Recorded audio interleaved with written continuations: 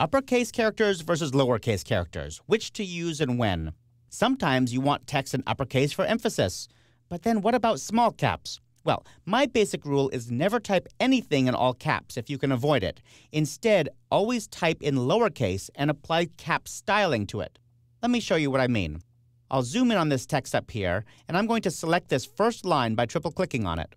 Let's say my design calls for that heading to be in all caps. Instead of retyping the words, I'm going to come up here to the control panel and click the All Caps button. It looks like it's in all caps, but it's not really. It's actually just a style applied to that text. And that's great because later on when my art director says, I don't want it in all caps anymore, you can simply turn the style off and it goes back to the way it was.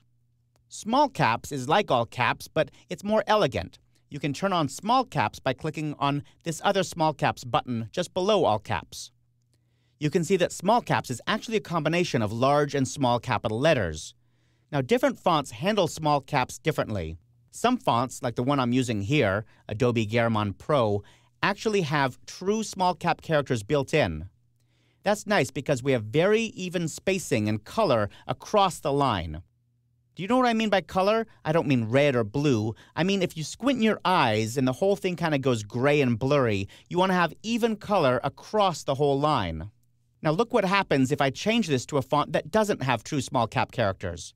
I'll triple click on it, go to the type menu, and I'm going to choose Arial Regular. I'll deselect here so we can actually see the text instead of the highlighting, and you can see that we have a very different effect. Arial does not have true small caps, and so InDesign has to fake it. It fakes it by taking the true capital letters and shrinking them down to about 70%. The effect is technically small caps, but you'll see that the color is very different. We have a very thick R and an A, and then these other characters look kind of anemic next to them. There's not a lot you can do about that, really. It's just something you need to pay attention to when you're working with different fonts. I'm going to jump to the second spread of this document by pressing Option or Alt page down, and then I'll scroll over a little bit with my Option spacebar or Alt spacebar. And I can see that this text here is in all caps. Somebody actually typed that in all caps. That's not uncommon, but it is icky. We don't like that style. We'd rather apply italic or bold to it to give it some emphasis, not all caps that makes it look like someone's shouting. Simply select it, go to the Type menu, and choose from the Change Case submenu. Here you can see we can choose any of 4 different cases: uppercase, lowercase, title case, and sentence case. I'm going to choose the last one, and you can see that InDesign actually changes it for me. In this case, it's not a style. InDesign is actually retyping those characters to make them capital at the beginning and then all the rest lowercase. Now I can apply italic or bold or whatever I'm going to do to them.